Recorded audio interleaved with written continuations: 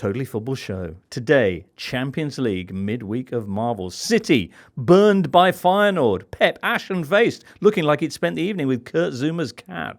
We look at the state of play after the 5th match day and ahead to Premier League round 13. Can Spurs win 2 in a row? And will City be up to scratch in Sunday's big match at Anfield? It's the Totally Football Show.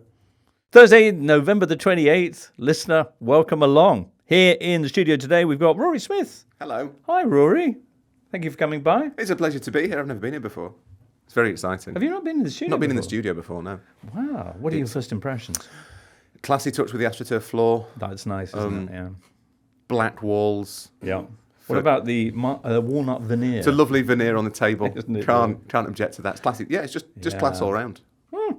And Tom Williams, adding to that sense of class. Hello, James. Hello. We've also got Duncan Alexander, who's back from the Big Apple. Hello. In time to see Wickham win their 10th straight game, Duncan. Very much so, yeah. Wow. Flying. Is it true? Cross though, wasn't it? Definitely, because Yeah. the player, Luke Lear, he admitted it. I mean, I think football fans forget that when you are on a mad run like that, it is, even when your Manchester City's back when they were good, it is so much down to luck. And yeah, when you got the luck, you got the luck. You make your own luck in this game, I Well, believe, do Duncan. you? 93rd minute winner against Mansfield Town on Tuesday, which means that the Chairboys, currently top of League One, ahead of Ryan Reynolds' Wrexham and Tom Brady's Birmingham. Yeah. Whose name do we attach to Wickham? Well, we're now owned by a Kazakh billionaire. Kazakh Billionaires Wickham. Yeah. Wanderers. So- Nice. All right. Heartwarming tale once again in modern football. Just the little man. Well, he just he punching sat above on his a way. chair when he was young and thought, where do they make these He's things? one of the nice billionaires.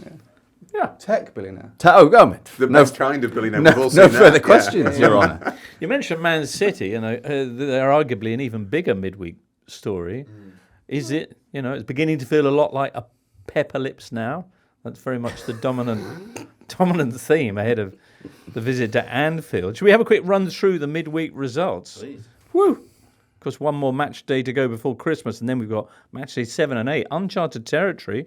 But match day 5, well, Tuesday, first of all, was a busy one. There were 40 goals scored that day across the 9 games. 5 by Bayer Leverkusen in their victory over RB Salzburg. 5 for Arsenal as they spanked Sporting in Lisbon. Atletico doing something similar to Sparta Prague with 6 goals. And 6 goals for Atalanta as well against Young Boys.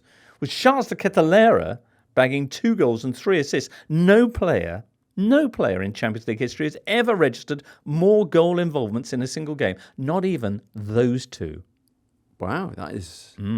That's Meanwhile, a big old stat. also on Tuesday, City drew 3-3 with Feyenoord, impressively becoming the first team ever to lead a Champions League game 3-0 with a quarter of an hour to go and not win it. Also Tuesday, Bayern beat PSG 1-0, leaving the Parisians now 2 points outside the playoff positions. And Robert Lewandowski scored a brace as Barcelona got the best of Brest.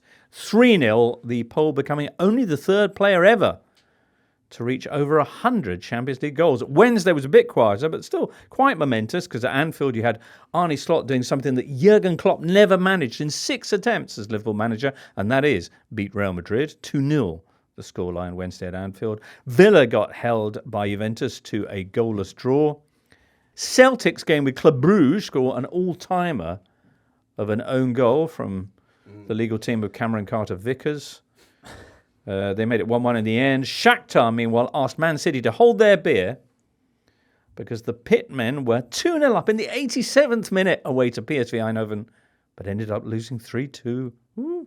So, with 3 rounds to go, Liverpool atop. Inter are second and the only team still yet to concede a goal. Arsenal and Bayer Leverkusen have climbed into the top 8, but everybody from Barcelona in 3rd place to Milan all the way down to 16th are separated by just 3 points, so it's still wide open. Exciting, isn't it? It is exciting. I think people are coming around to this format week by week. Let's start with Liverpool Real Madrid. Arne Slot's incredible run with Liverpool continuing. Real were their bogey team. Now they're just their latest victims, and you sure hate to be the next team to turn up at Anfield to take on Liverpool. What impressed you? Who was watching this game on a busy Wednesday night? Tom, what impressed you the most? I loved it. I think it was one of the best games that I've seen so far this season. I mean, Liverpool were deserving winners. Madrid were poor. Madrid, we know, have a lot of injury problems. Kylian Mbappe had another night to forget. You called it a baffling non-performance. Yeah, I mean, don't want to go straight into Mbappe because I think it, important to applaud Liverpool for the quality of their display. But yeah, Mbappe was just awful again, and not just that he was quiet, but almost every time he got the ball, he lost it or did the wrong thing with it or dawdled for too long or whatever.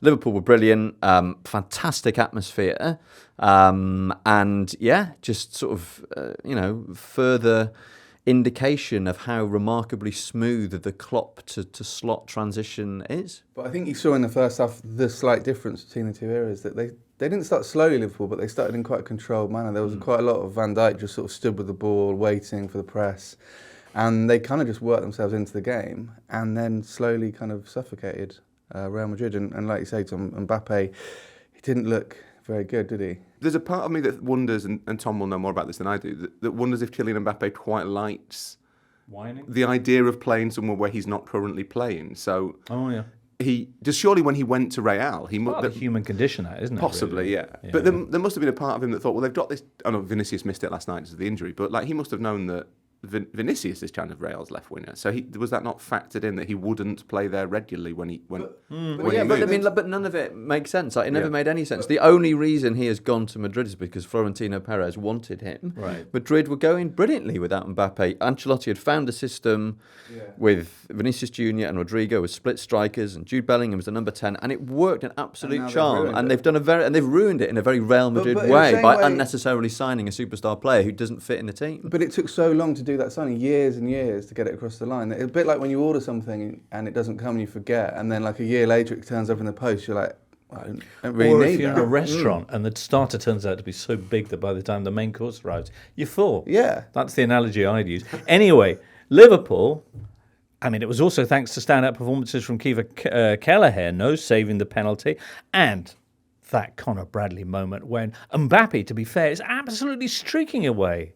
Fastest player around with the ball at his feet. Is he? Isn't he? He looks slower than he used to. Do you think? Yeah. Yeah, that's part of the problem. Oh, really? Okay, but that nevertheless, moment there, he was flying. Yeah, when you see him in that position, that is very much the Mbappe position, sort of, breaking in towards the box from the left, nudges it away from Konate, I think it was, and Bradley comes across, and Anfield is already making an absolute racket by that point, and, cheers the tackle like a goal. That kind of summed up the night in the sense that nothing that Mbappe tried came off, and everything that Bradley did was brilliant. And it felt like, a bit of a cliche, but a bit of a kind of a coming of age night for him, perhaps also for Kelleher, until he did his hamstring. Right. Perhaps also for Curtis Jones, in that, these are... Okay, Bradley's only in the team currently because Trent Alexander-Arnold is absent. Kelleher's only filling in for Alisson. But Curtis Jones has earned his place in the team purely on merit and has put Dominic Szoboszlai on the bench. And they were all fantastic. Bradley tees up the goal for McAllister, charges up and down the right flank all game long. And you kind of feel like if and when Trent Alexander-Arnold does move on, I kind of wondered whether Bradley was ready to just kind of slot in. But last night suggested that perhaps he is. And you wonder what Trent Alexander-Arnold was thinking on the bench, watching that, thinking, this not very functioning team, but have nice white shirts. Should I go there? Or, given that they don't currently have any right backs themselves. So true. I mean, to sort of connect everything into one giant ball of thing. Of football. When Pep came to English football, remember he said he didn't coach tackles because he wanted to create. And so it turns out tackles still have a place in the sport. Still have a place. I always find it interesting when games turn on moments that aren't goals. I have only seen the highlights, the best way to consume football. All right. But it struck me that was kind of, like Tom says, that was the moment where the meaning of that game was slightly muddled beforehand because it's Liverpool, Real Madrid. Liverpool want a measure of kind of revenge, for want of a better word. Haven't beaten them since, 2012, I think? 2009. 9. I was at that game. They beat them handsomely that night. But, Liverpool didn't have to win to qualify. Liverpool will probably qualify anyway. They'll have known that. The defeat wouldn't have been a disaster, all that stuff. But then that moment, that tackle, gets the crowd up. And at that point, I think the game becomes a big occasion. So, and it happens more often than we give it credit for, that some relatively innocuous event actually defines the mood. We think of goals as being the things that shift games, but actually it can be other things. Sometimes, Rory, it can be an injury. Yes. Or a dog on the pitch. Dog on the pitch, Or a dog on the pitch. Also, Or any a cat. animal on the pitch, to be honest. A cat on a pitch. Anfield cat. The Anfield cat. R.O.P. A cat. I don't know it's dead, but I'm assuming now. But Killer I hair. hope it is for your sake, Duncan. Otherwise, you've just Yeah, wish the cat condemned an innocent Killer hair. cat. Can't that be Worse than classy? Zuma, man. Kelleher has now saved 3 of the 4 penalties saved for Liverpool in all competitions. Yes. Poor penalty, but a good save. And he didn't have much to do, but everything he did do was excellent. Handling very good, passing out from the back very good. And then when Madrid finally did start to push a little bit at the end, he made a couple of really smart saves.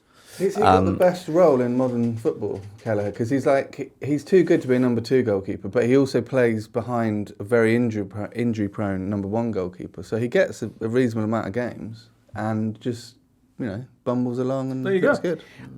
Also missing a penalty at Anfield on Wednesday night was Mo Salah, who's been a bit in the news of late after shyly revealing against his better judgment. His third public intervention on the subject of his future. He's taken what I would describe as a commendably multi-platform approach. Right. He's done it on TV, he's done it on the socials, and now he's done it to the written press. Excellent. It's nice. Excellent. His He position allowed being the press to tease it out of him. He wasn't going to say anything about his career, but he figured after about 20 seconds of talking that, well, yes, He found since you ask. After walking to some journalists, he found himself Powerless. confronted with some journalists who were asking questions. I'm getting the sense that people are a little bit cynical about his approach here, but surely he's entirely within his rights to float publicly the fact that, not leave the narrative entirely to Liverpool's making. Well, yeah, funnily enough, I don't think Liverpool are trying to make a narrative out of it particularly. I remember after the They're old... just trying to kind of forget the story completely. I think they want to do a deal, Right. but they don't want it done in public because they're in a slightly... It's a difficult thing for Liverpool because Mo Salah is still a match winner. He still can be a decisive player, more at Southampton than against Real Madrid, but he's still Mo Salah. He earns an awful lot of money. He's the highest paid player. They have 2 other players who they have to do contract deals with. I think ideally you wouldn't do the biggest of those first because if you give Salah 400 grand a week, Virgil van Dijk will walk into the room next and be like, well, I've heard you're giving Mo 400 grand a week. So I feel that I'm as important as he is, so maybe I should get that as well. I think that's not ideal for Liverpool. But they've also got to work out how old they think Mohamed Salah is. And They I think could Google it. they could doodle it, but his football age and the rate of his decline from here is a gamble. Because Salah has changed as a player this season. He is not the Mo Salah of 5 years ago. He's a moments player, and he has become much more creative, but he's not as explosive. And that's good. Well done, Mo Salah, adapting your game. But Liverpool have to work out what does Mo Salah look like next year, and the year after, and potentially the year after that, and how much do we want to pay him to do that on our watch. It sounds like you might have written an article about this very subject. I'm in the process of Are you? fiddling with an intro on this subject. Oh, thank you. Okay. So if you were Richard Hughes, what would you do, Rory? I would be inclined to try and get Mohamed Salah's agent to recognise Liverpool's position, which I think he probably will at some point. But I suspect... I did the radio with Michael Brown on Monday, and I wasn't expecting Michael Brown to offer the most concise view of the Liverpool-Salah contract situation, because ultimately Michael Brown is a nice man, but why would he? But he kind of got to the nub of the issue, which was clearly the agent has asked for a lot of money and Liverpool are not prepared to pay it. That is what's happening. And I think Salah, after the Old Trafford thing, I spoke to someone at Liverpool who said, I'd read that as Salah saying I'm going, when he said on the pitch at Old Trafford to Sky, this is probably my last game at Old Trafford. I read that as him kind of getting people ready for the idea that he was going to walk away. And the reaction internally at Liverpool was a bit different, I think. I think they felt that it was Salah saying, I want to stay, will you please get this done? I think after Southampton, that was even clearer. That was Salah saying, I love the fans, they love me, this is what... It was kind of, not quite a come and re-sign me, please. Plea, but it was very much like, if Mo Salah was about to walk out and go to PSG next summer, I don't think he does that. He doesn't have any reason to do that. But... The issue must be, Liverpool would obviously want Mo Salah to continue playing for them. Right. The issue will be that Mo Salah's side, not necessarily the player himself, believe that should cost more money than Liverpool do. Yeah. So he's being a little bit disingenuous when he says that he hasn't heard anything from the club. I think it's probably true that he's not had an offer. Okay. But there are talks, and the act of the talks indicates that Liverpool want to keep him because they have had other players in the past who were not quite as beloved and not quite as good, but equally important. Firmino, Gini Wijnaldum a few years ago, they did not get contract offers. There were no talks. It was like, you are leaving. We have decided that you are too old now. The fact they're talking to Salah suggests that they want him to stay, just not at the price that maybe Salah's people do. I see. Also, file under more in than out. Real Madrid, they're in 24th spot. That's the last of the knockout places. And you know what? They've got Atalanta next. Ooh. They're in trouble. Are they in trouble? I think so, yeah. They're below Dynamo Zagreb. We obviously lost 9-2 to Bayern. So it's quite funny, isn't it? Because this format basically came in because the big clubs were like, we're worried about the very small chance of us not finishing in the top 2. It's like, well, just, you'll get in the top 24, I'm sure. There could be no better advert for this new format if both PSG and Real Madrid are knocked out before the end of January. And that's the big irony of it, that it was brought in through greed. But the teams that have benefited the most, not financially, are your kind of European middle class who've suddenly got a chance. So far. And it may not work out like that. And I think probably PSG and Real both get through. But and then once it's the knockouts, then obviously their great histories begin to pay again or whatever. It's PSG's great record in the knockout. Great record from. But it is a whole extra round, assuming they finish in the. But it's a blow to their pride, and I can see it being a thing in years to come that teams want to win the league phase. I can see that being a thing that teams. Even though it means that you get a game, 2 games less. Like the Supporters' Shield in MLS. Like the Supporters' Shield. I think that's how we'll rebrand it. European football has been crying out for a Supporters' Shield, and I think this might be the way of doing it. Nice idea. Liverpool, of course, in their immediate future have Man City at the weekend. You mentioned Conor Bradley going off with what looked like a hamstring injury in Wednesday's game, which is a concern. Ibrahim Konate also limping off at full time, not looking like he's going to be part of Sunday's fun and games. Arguably, though, the team they're going to be facing, Manchester City, are in even worse shape. And we'll get on to Man City next. After 5 straight defeats, they're finally winning 3-0 Tuesday night. They're playing Feyenoord, a team who even RB Salzburg were able to beat this season. There's only 15 minutes to go, and yet this side that's won 6 of the last 7 Premier League titles, one of the greatest teams that football's ever seen, blows it, and as mentioned before, becoming the first Champions League side ever to be ahead by 3 at 74 minutes in and not win the game. Grace Robertson tweeting, "We get it now. Rodri deserved the Ballon d'Or. You can stop demonstrating that to us." Pol Ballus joins us now. Hi, Pol. Hiya. How are we? Thank you for coming in. We're well. How are Man City?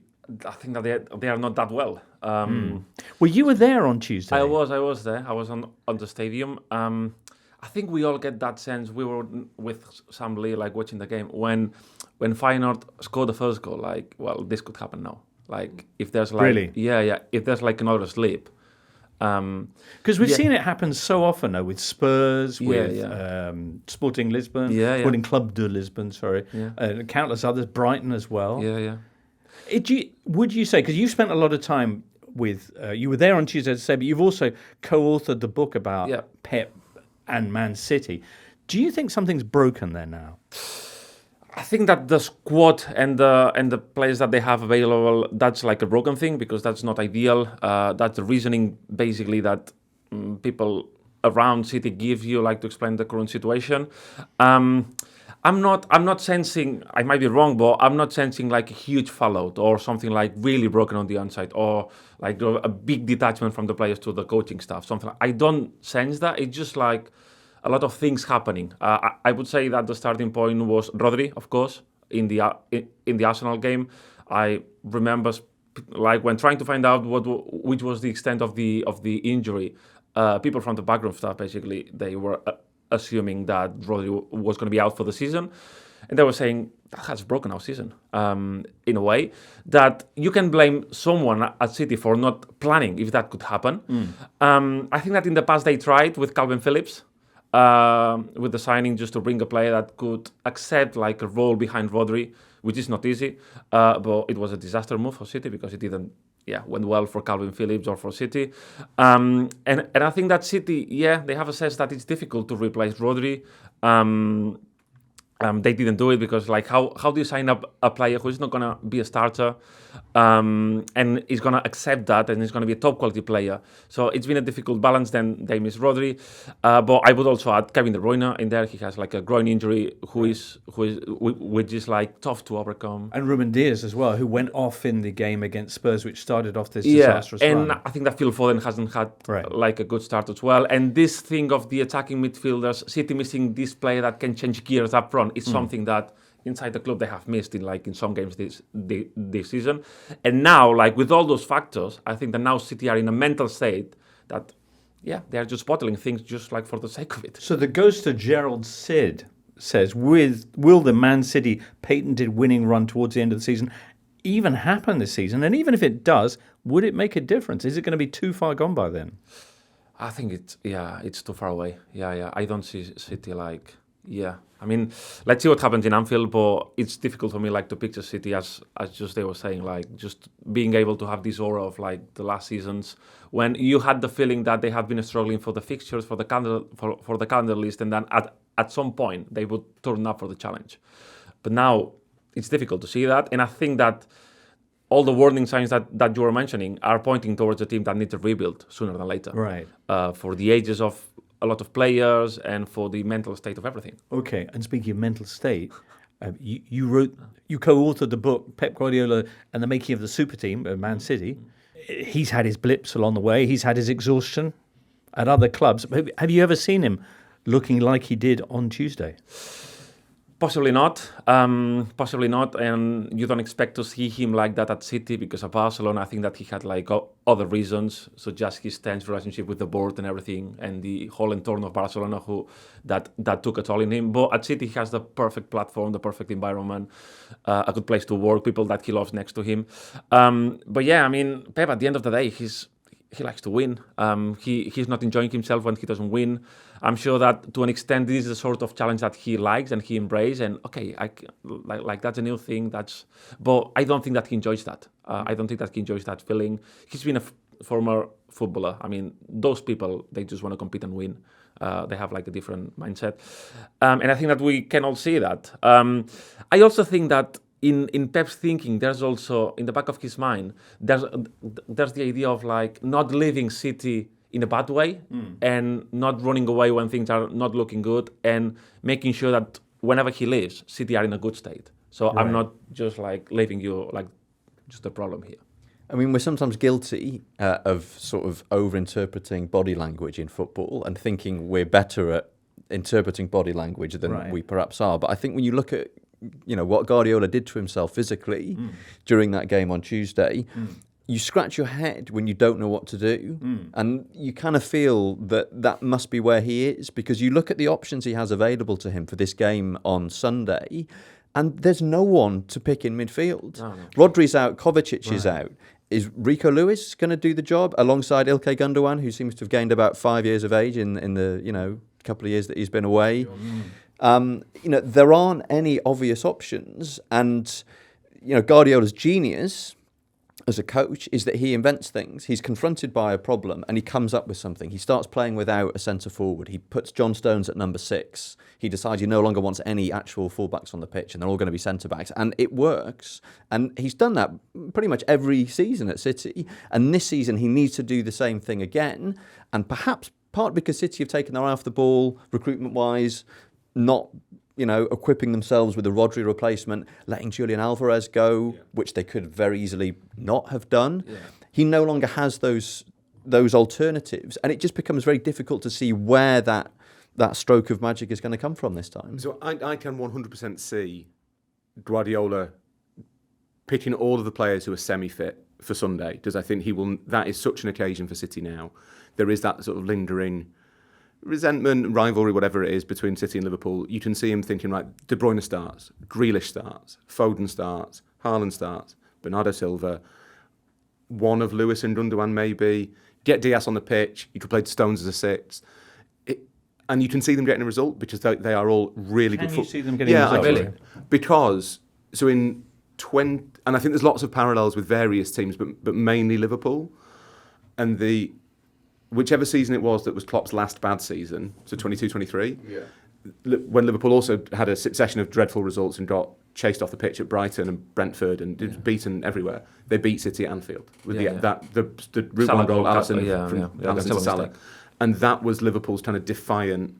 We are not as good as we were, raging against the dying of the lion. And you can see City doing that, but I think there might be a Pyrrhic element to it because I don't think City have it in them. They don't have the playing resources to win 15 games in a row. Right. I don't think that's on the cards this season. No. That doesn't mean they won't win the league because Liverpool might blow up, Arsenal might blow up. It's possible that the other two fall by the wayside, but I don't think it follows the pattern. This is different to the slumps that have come before. Okay. The remaining Champions League fixtures are Juventus away, tricky, 0-0. Paris Saint-Germain away. Lord knows what's going to happen there. Well, PSG might need a win, so that does change the kind of. Well, yeah, but they needed a win. I mean, nobody knows. But they might really need a win. But good luck with that. I'm not sure that makes this PSG any more likely to win. Possibly, Maybe they more finish off to at home to Club Bruges, who sprang a bit of a surprise on Celtic, of course, with Celtic's kind of help on Wednesday night. But it is extraordinary. So, Pep, the scratches, and as the proud owner of bald head myself, I know that the naked skin on my skull marks it marks more easily. It's extraordinary how vividly the slightest blemish can burn up, can flare up. I think this has gone on too long. Pep, the scratches. Just one thing: when he comes off the field when the game ends and he walks into the tunnel, I couldn't see any scratches then. No. I think it's also Is it just because the cold air, and then when he gets inside, the blood circulation makes it all. There's not been any footage of him like violently rubbing his head on the bench. I don't think, has there? Oh, what are you saying? Although he does do that quite a lot. What it actually is a heat map of a player, and if you can get a player to do that, that solves the problem. It's like a sort of ancient. We're laughing, but he raised the serious question, and he did it in kind of jest at the end of his press conference when he said, He said something along the lines of, "I like to hurt myself," and then afterwards, I think very wisely, he put out a statement saying, I didn't mean to make light of that kind of issue. And anyone who is feeling those kind of problems, and it's something that everybody, I think, feels that kind of frustration at some point, should get in touch with. He mentions the Samaritans, and I think maybe another organisation as well. Just Samaritans, but he included the phone number, Yeah. But as I say, he's been through periods of exhaustion. That's why he left Barca. He quit Bayern pretty quickly. Yeah. This is the longest he's ever stayed at one place. Are we seeing him pushed, maybe even because of the consciousness that he's just committed to another 2 years there? Are we seeing him pushed to a place where he's really not coping? I mean, he's wanted to stay there. I think that in Pep there's a sense of sort of, I owe something to the club. I owe something to the ownership because they trusted me. They put me here. They have surrounded me with a life I love. And I sense a feeling of, I want to deliver them, which, in my opinion, he has already done that. And in a way, I don't think that he owes them anything else in that regard. But no, I mean, this comes back to what I said before. Inside Pep, there's a sense of like wanting to living City in a healthy state. Right. And there's the charges coming. Let's see what the outcome is. But I see Pep committed to that cause, even though like whatever that might happen with the charges and everything. Do you think that the signing of the contract? It won't have been directly linked to the poor run of form they were in when he's not committing 2 years because they've lost 4 games. But do you think it was a recognition that this year might not end with a title, and he wants to go out with a kind of golden swan song? Yeah, I mean, I don't know if it was a recognition because the sort of decision and the change of mind to potentially stay arrived before, like the season started and like before you could tell the current state of City. But I think that in a way, he's committed to make a third rebuild of the team. He's committed to, just to go through the club with those bad moments or like the potential bans that can be applied after the charges and everything. And I think that there's surely a sense of that. But not the recognition of not winning a title this season. I think that goes a bit beyond and broader than that. Sunday then, it's 21 years since Man City won at Anfield in front of fans, because in the lockdown season they did get that that victory. Who, apart from Rory, thinks that Pep and Man City could be rendering a lot of this discussion moot come Sunday afternoon? I can see them not losing, if only because, runs like this end at some point. But and against City that, have got Liverpool? exceptions. I mean, there are very few reasons to believe in City pulling a performance out of the bag because they've been terrible and they've got all sorts of injury problems, etc., etc., etc. And But Liverpool, they might because it's I football. mean, Andy Robertson's not been great this season. We mentioned Loves earlier, giving away a penalty. he does love giving away penalties. Konate could be out. Could be out. If Bradley's not fit, Trent won't be fully fit. City, Mo they're Salah on favourites. strike. They're red City are hot favourites. Liverpool have got massive injury problems. Yeah. I Who don't- saw West Ham beating Newcastle on Monday? Yeah. I must did, admit, I live on literally Sky. didn't. Oh, right, How was it? There's like one thing with City that it's applicable to what Barcelona is, that I don't think that they are a team that they can get ugly wins quite often. They need everything to tick. They need to play wisely, to play with a good build-up process, with every individual doing its role basically. And City are not. It's difficult to see them in a position to do that. Right, and also you were touching on the fact that it looks like their Yeah, confidence yeah. is shot, and playing in front of an Anfield crowd that is fired up is maybe not going to be the best environment for them. We'll see. As you say, Tom, it's quite literally football. Pol, thank you so much for being with us today. It's been a pleasure. Pol, of course, regularly features on our Tuesday European Totally Football show. Yeah, we do. If you are not a regular listener, to that, why not try it? Great, Pol. Thank you ever so much. Have a safe trip home. Good. And we'll catch up with you soon. Yeah. I speak next week. Absolutely. Woo. Have a good one. Pol Ballus. The only thing I'd add on City is that I think anyone who predicted that this might be the season when things fall apart for City, anyone who, for example, predicted that they might finish as low as 4th in the Premier League table on a popular football podcast, a person such as that who had said such things would probably be feeling pretty good about themselves at the moment. But who would say? Who could possibly? What sort of- Surely no one's got that amount who of could vision. possibly? Who have could be so foreseen this? wise and Just getting this clairvoyant? in there before they go on this, ridiculous Yeah. tear and Yeah. win the league again. Cash that. Tom, was it you by any chance?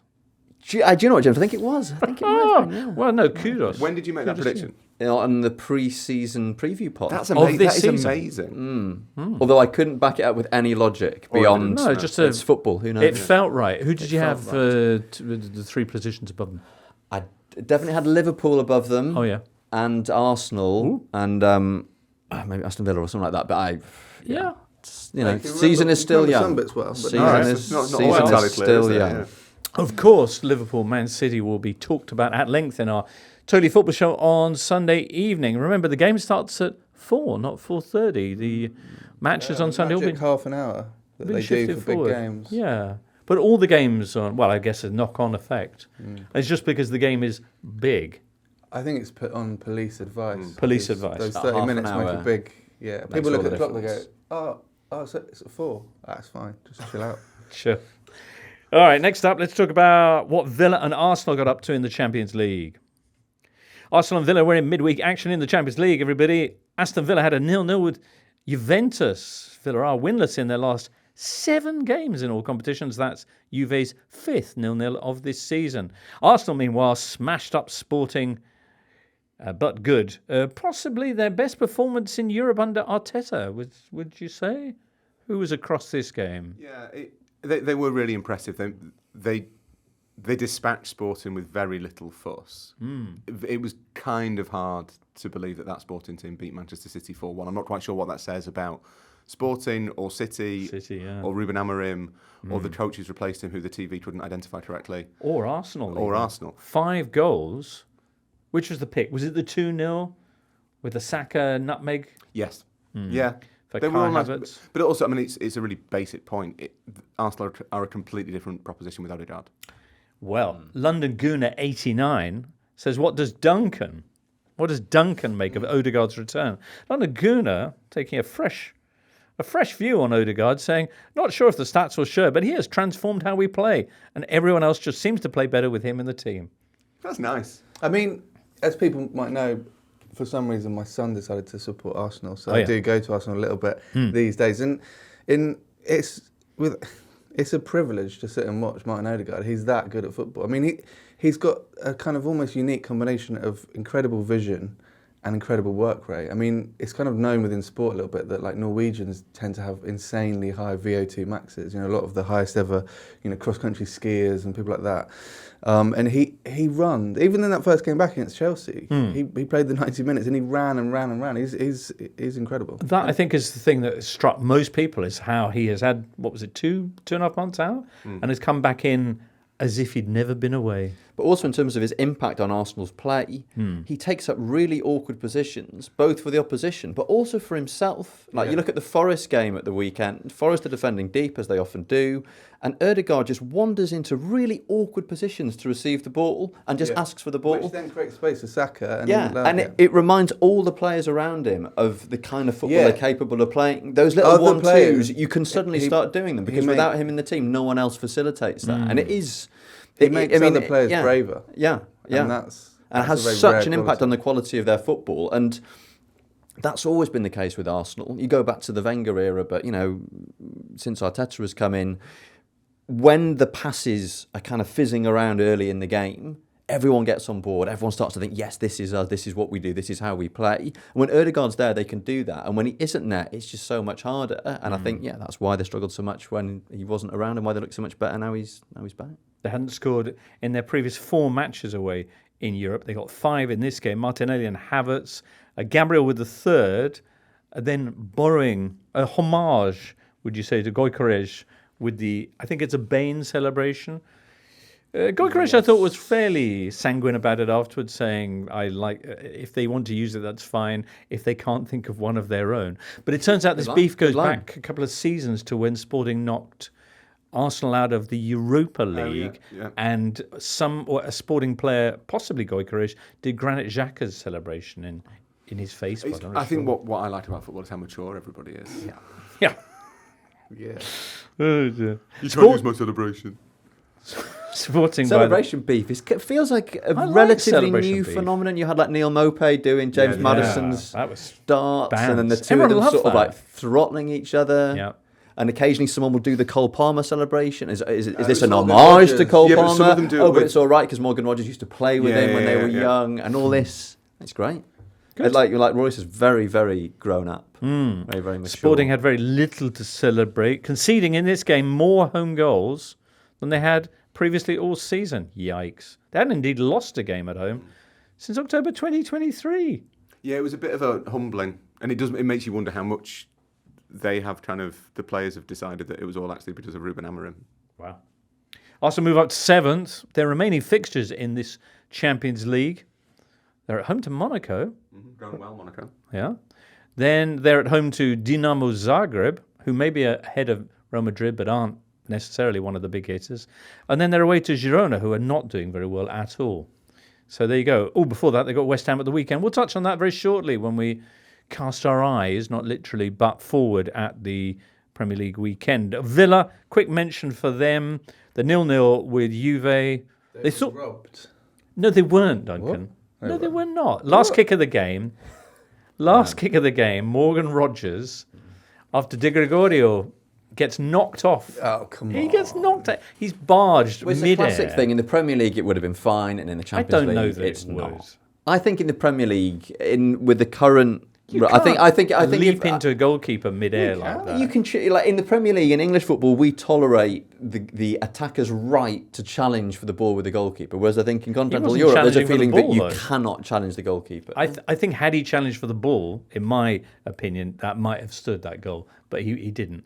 He just leapt in. I mean, it wasn't a scandal. Obviously, the timing of it, the disappointment, etc., makes it feel like a controversial moment. But it was. It was literally the last kick of the game, but it ended up 0-0. Hell of a save by Emi Martinez as well in this game from Conceição, one of the saves of the season. That was extraordinary, wasn't it? There was millimetres when they showed the DLR, not DLR. The DLR. What's it called? GLT. That's the GLT overland image. train to Canada Water. Yeah, that's the one. Well, When they showed that, Unexpected. That train carriage went work. absolutely mad. right? But yeah, Villa's remaining Champions League fixtures since we're here: Leipzig away. Leipzig. Bit of a problem in the whole Red Bull, the beloved Red Bull franchise at the moment. They keep losing. Salzburg obviously beat Feyenoord, but apart from that, have been humiliated basically quite routinely. Yeah. They're no longer Austrian champions. They're not doing well in the league. Leipzig are okay in the Bundesliga, Although they've lost 2 of their last 3. but Marco Rose are under pressure, and they have been terrible in the Champions League. No points. Nil point. point. But Leeds are top of the Championship. Ah, okay. But Leeds are top of the Championship, which is, Villa, anyway, after they travel to Leipzig, they will have a trip to Monte Carlo, which is nice. And then they're at home to Celtic. Celtic, of course, were in action. We mentioned their remarkable 1-1 draw with Club Brugge and the unfortunate own goal. What an own goal. Never A very passed. modern What was the own keeper goal. doing running that far? He was trying to Getting offer an involved. angle, Yeah. but clearly hadn't shouted a warning Also, to Cameron well- Carter-Vickers that that's where he now was. Never But a very passed. modern kind of, the kind of own goal you Yeah. wouldn't have ever seen Right. scored like 20 years ago. Never pass back on target is the golden rule. Basics. Well, you're Basics. absolutely right, aren't you? What I always say. But making it 1-1.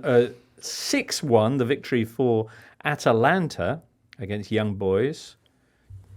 You could pick any number of these goals, but what about Said Kolasinac's goal? It reminded me of a goal that you'll probably remember, James. Laurent Blanc, in his Inter Milan days, scores Yes. this fantastic goal, picks it up deep in his own half, sort of strides forward, plays a 1-2 with someone on halfway, runs through, knocks it round the goalkeeper on one side and rounds the other, what they refer to in France as a grand pont, or big bridge, and Big tucks bridge. it in. But it's a really annoying goal to watch because it pops up every now and again on the socials. And for some reason, the TV director, midway through the 1-2 with Blanc, cuts away and shows a shot of like the substitutes bench or something. And the next thing you cut back and Blanc is just tearing through on goal, but very similar to the Kolasinac goal. Funnily enough, And a that's team from Tim the same part of the Spears' biggest bugbear in football when match directors don't show the football. He mentioned this in Happened our on the Monday weekend, show. didn't it? Yeah, it did.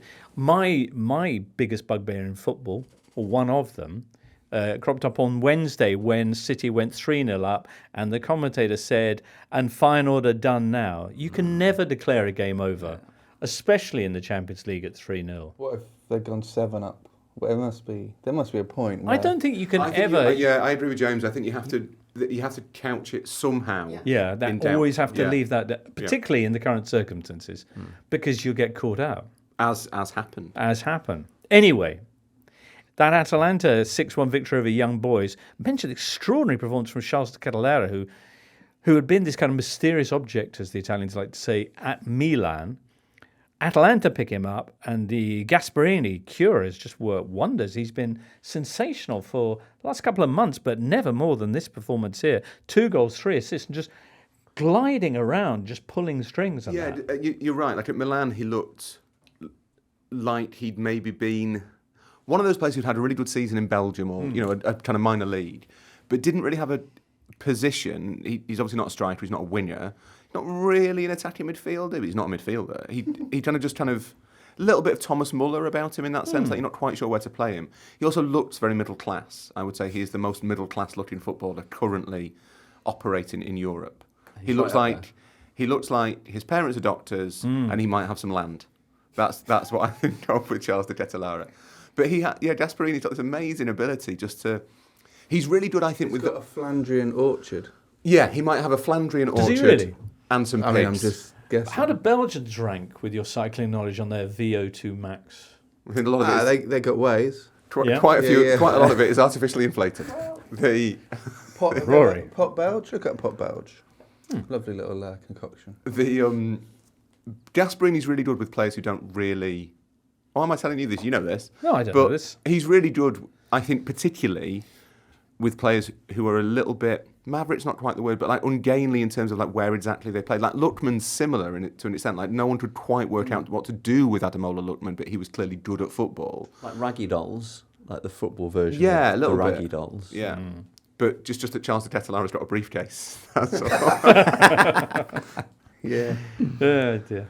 Anyway, that was magnificent from Atalanta, who, as we mentioned, are going to be taking on Real Madrid next. That'll be quite a game. Tough. That is difficult for Real. That is not. It's in Bergamo as well. Yeah, you don't want to be going to play Atalanta. Yeah. Because they were better than them in the Super Cup final. For an hour or so, Atalanta looked really good. Atalanta did concede against Young Boys, which was the first time that had happened all season. Inter, the only side yet to ship a goal in the Champions League, they beat Leipzig 1-0. It's the first time the Nerazzurri's ever won 4 European Cup matches in a row without conceding a goal. Very impressive. Bayern 1, PSG 0. Not really done that. Should we finish off our Champions League roundup on that, Tom? Because I know you've got some exciting stats, not least about the Bayern keeper Manuel Neuer. Yes, it's one of the more eye-catching stats from the evening, which was that Manuel Neuer completed more dribbles, brackets 1, close brackets, than Ousmane Dembele, Bradley Barcola, Warren Zaire-Emery and Fabian Ruiz combined. Good Lord. And Neuer was brilliant. He also led Bayern in progressive passes. Yeah, well, I think the what a progressive dribble in question was in the second half, and PSG looked like it was one of those where you're watching on TV and the ball gets played through and you're like, oh, they might be in here. And then suddenly, no, the goalkeeper is 45 yards from goal and he takes a touch, uses his momentum to sort of move past the closest PSG player and then plays this fantastic pass out to the left wing and kind of gets, I think, out to Kingsley Coman and gets Bayern on the attack. But Bayern deserving victors. PSG very disappointing in Europe once again. And Luis Enrique is starting to get a bit of heat in France. L'Equipe accused him of arrogance. Was this to do with his in their match report? Again, just a slightly baffling team selection. So we know he doesn't like centre forwards, and he played with this slightly weird system where Bradley Barcola and Ousmane Dembele were the two sort of nominal strikers, 4 central midfielders across midfield in a real sort of hodgepodge, and then out of possession, Vitinha would drop from midfield into the back four, make it a back five. Barcola would drop to the left, and Dembele would play as a lone striker. And it just didn't work. And to compound matters, he picked Matvei Safonov in goal instead of Gianluigi Donnarumma. And Safonov made exactly the kind of mistake that Donnarumma is always making in the Champions League. Flapped at a corner, which Kim Min-jae headed in. That was the only goal of the game. PSG never really laid a glove on Bayern. And they now look in real danger, albeit with a relatively kind run of fixtures. So they're away to Red Bull Salzburg. Away to Salzburg and Stuttgart and home to an ailing Manchester City. Right. But they've only got 4 points, so they need at least 2 wins. Yeah. The thing, you would expect PSG to win 2 of those games. But one of the fun elements of this Champions League format, and it will only last for this season, we don't know what that means. 10 points probably be enough.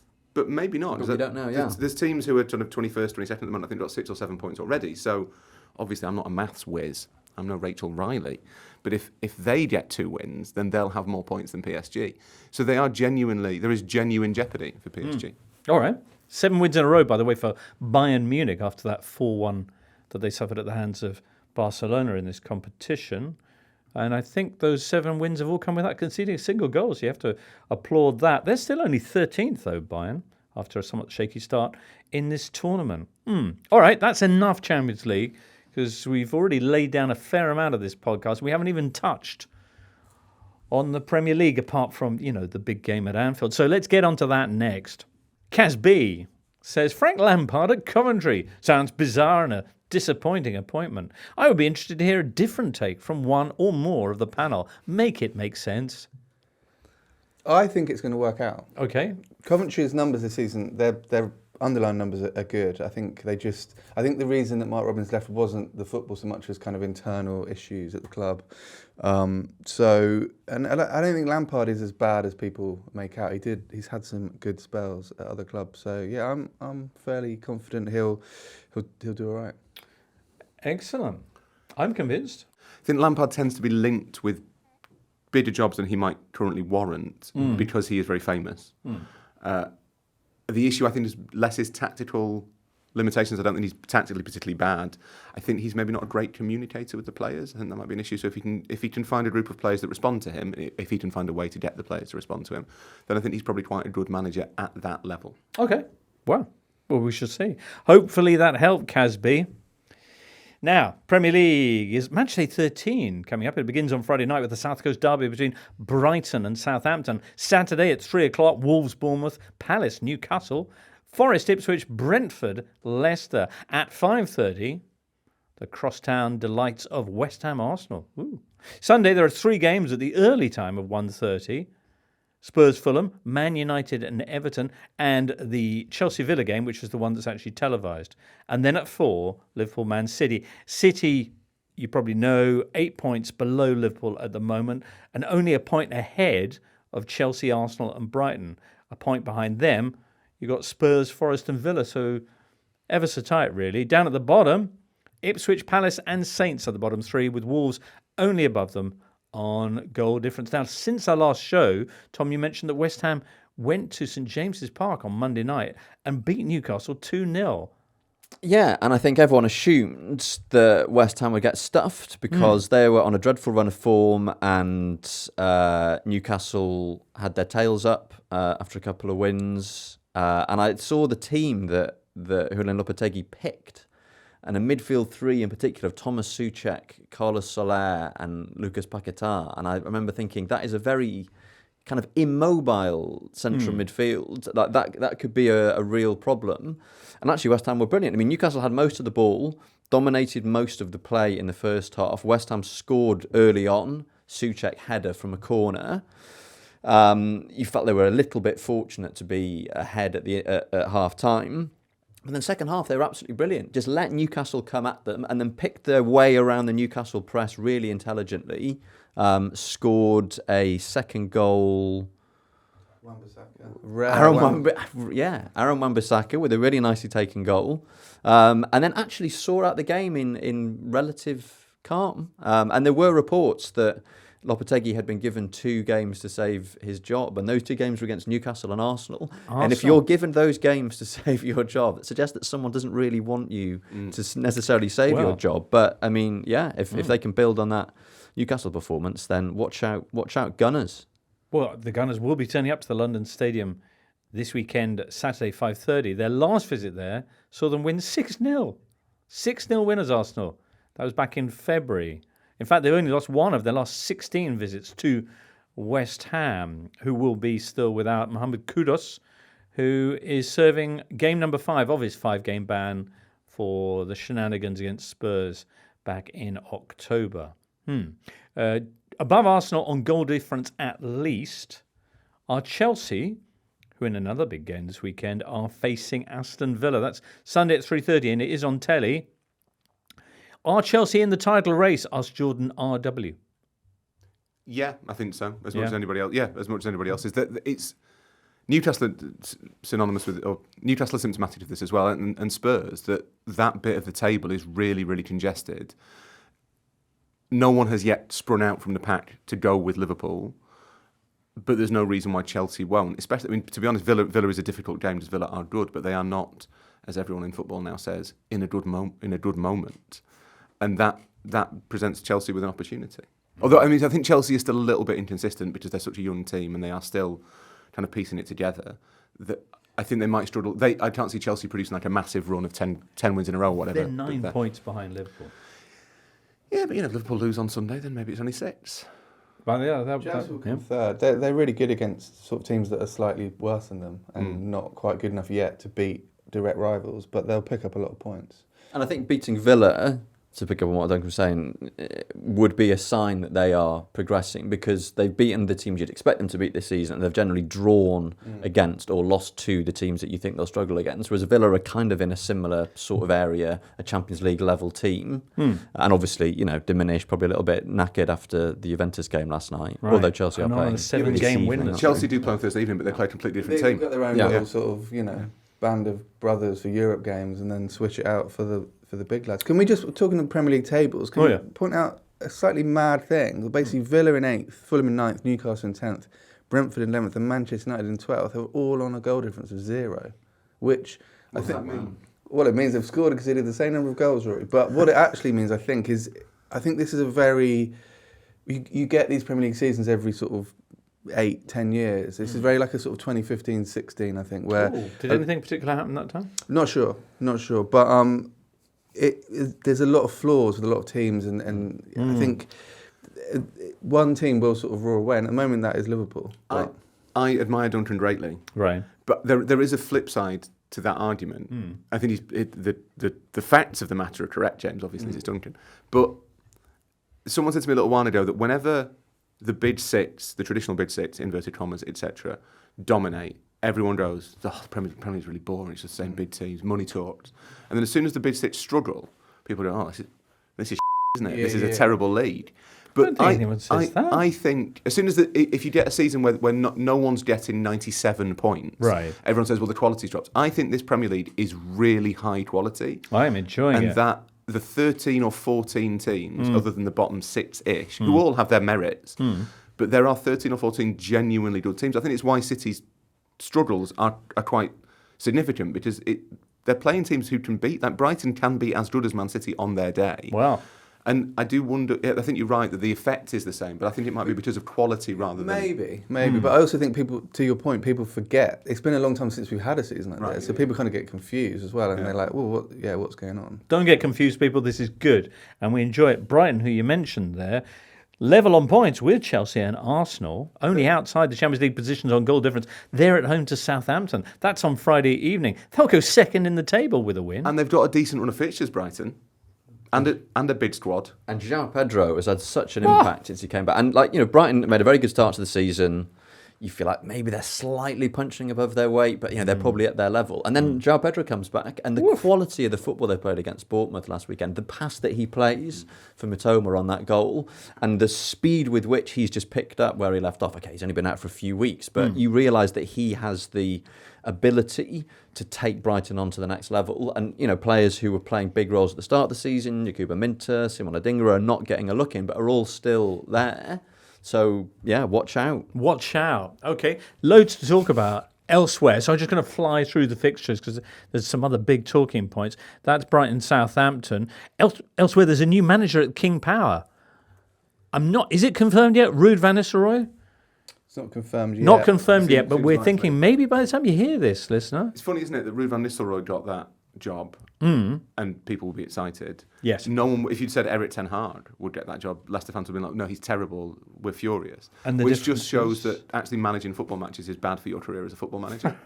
But Ruud van Nistelrooy managed some for Man United and came away with the biggest win percentage of any manager of that club. The matches were against Leicester, so... Knows them well. Knows the club, gets the club.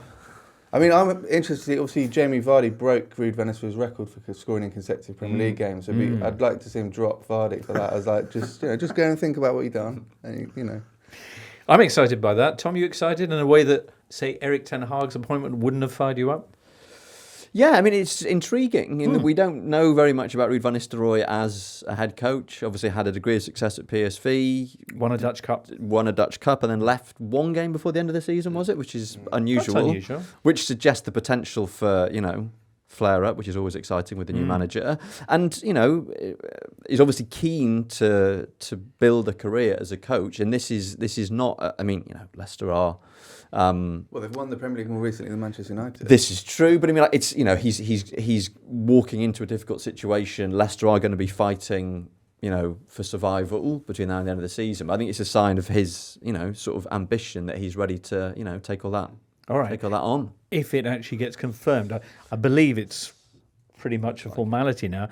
But I imagine he'll just be in the stands at the G-Tech on Saturday, 3:00. I'm not sure if he'll actually be taking charge. He won't have taken training, will he? So he'll sit and watch. Okay. Brentford are the opponents. The Bees are actually winless in their last 12 meetings with the Foxes in all competitions, but they will have a boost in the form of Christian Norgard, who's available again after the club successfully appealed that red card picked up against Everton. I was really surprised that was overturned. Like the Match of the Day pundits were outraged that he was sent off in the first place because he was going for the ball. But he could have broken Jordan Pickford's leg. Yeah.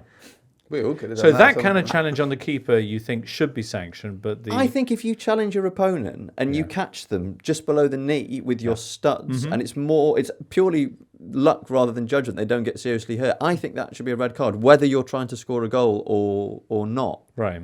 So I was kind of surprised that the Match of the Day pundits were up in arms, but ex-players, of course, they're not going to agree with this. But for it to have been overturned by the decision makers, I find football, that slightly buff. That is football. That is football. Ruud van Nistelrooy's last team are, of course, Manchester United, who will be facing Everton. They're in action, Man United, against Bodo /Glimt in the Europa League tonight as we record Thursday. So this game against Everton will actually be Ruben Amorim's second home game in charge. He cut a frustrated figure after his first game away at Portman Road against Ipswich, not least because he was only trying to explain what was going on when Ed Sheeran pitches in and starts interrupting and saying, "Would you like to talk to me?" I've respected the fact that Ruben Amorim said, "No, I don't." And, It's a good way to win over the British public, isn't it? To get in a spurning of Ed Sheeran early doors. It feels like that's a good PR move. Yeah. Not the only bit of post-game kind of afters of that match, because there was also the Roy Keane member of the public see you in the car park moment too. That was extraordinary. People forget Roy Keane was a quite unsuccessful manager at Ipswich. So Well, apparently they haven't forgotten Ipswich. yeah, rightly so. I mean, not rightly so. I mean, it's a bit, Understandable, it's not much. It's not great, is it? Not great. It's not. He's just doing a job. It's not. No need for that kind There's of no thing. need for that sort of thing. I agree with you, Rory. Man United are taking on an Everton side that has failed to score in half of their matches so far this season, including all of their last 3, and currently lie only 2 points off trouble, do the Toffees. You look at Everton's fixtures. Yeah, do you want to hear them? I do. Man United away, Wolves at home. Wolves, by the way, have currently second best Resurgent form in the Wolves. Premier League. Then they've got Liverpool at home. Then they've got Arsenal away. Then they've got Chelsea at home. Then they've got Man City away. And by then, Man City might even be good again. But, that's a scary set of fixtures. You're absolutely right, Rory. It is, but they're not. Ooh. I mean, they're obviously not playing well, Everton, but they're not losing much, and they're not letting many goals in. Like, if any team is capable of grinding out a few, scratchy 0-0s, it is Sean Dyche's Everton. We'll come back to you on that one in 6 weeks' time. Spurs are taking on Fulham Sunday at 1:30. This is the fixture that after they beat Man City last weekend in such spectacular fashion, everyone went, yeah, but now watch them lose against the Cottagers. So will they? Yes. All right. Fraser Just a feeling, Foster. Duncan? Vicario's injury feels Right. bad. So he had a fractured ankle for, about an hour of the game against Man City I mean, just run it off. and played on. Yeah, fair enough. Very old Wow. school, that, Really isn't awesome. it? Yeah. But Troutman, nodding from heaven. Legacy. How So we that doing, means boss? Fraser Forster's going to be in. And Who's what does not- that mean? Well, a big man. Very and large man, in yeah. shape, as far as I know. And a good goalkeeper. Very good goalkeeper. But not great with his feet. Yeah. And as Tottenham famously, maybe not famously, the only team not to hit a goal kick long this season in the Premier Right. League. So Can I just salute the Get Carter reference, because that's one that I often make and just see it sail out unsaluted into the ether. So it will be interesting to see a good goalkeeper, as Rory says, but very much an old school goalkeeper plunged into a very modern system. So if I was a Fulham forward, I would be practicing my curved runs this week. All right. What should Nottingham Forest be practicing as they take on Ipswich, coming off back-to-back defeats? Avoiding Ed Sheeran, I would say. That's the challenge for any team playing Ipswich this season. I know, I mean, Forest obviously having a great season, were on a great run, and have now had 2 quite one-sided defeats, 3-1 at home to Newcastle and then 3-0 at Arsenal. And I think there was an expectation that they might cause Arsenal problems. They'd obviously done so at Anfield earlier in the season, and are probably the most sort of dedicated counter-attacking unit in the country. It's always quite fun watching Forest because they propose a challenge that we don't see many teams sort of offer these days. But yeah, Nuno was pretty sanguine after the game at Arsenal, and that they just didn't get close to them. At Arsenal, when they brought Chris Wood on, who was obviously jet lagged, hence he didn't start, but he did make a big difference. And we talk about big men being in shape. Right. Chris Wood's late career resurgence is just a wonderful thing. It is. Nottingham Forest taking on Ipswich, as mentioned, 3 o'clock. At the same time on Saturday, you got Wolves against Bournemouth. Gary O'Neill against his old club, and Wolves are in form at the moment. 4 Premier League games without defeat. A run that began just when it looked like it was going to get a whole lot worse. They were playing Brighton. Brighton were winning. Brighton had a 4-on-1 breakaway and were set to go 3-1 up. Instead, Wolves raced down the other end and set themselves off on this wonderful unbeaten run. Will it continue against the Cherries? We'll find out Saturday tea time.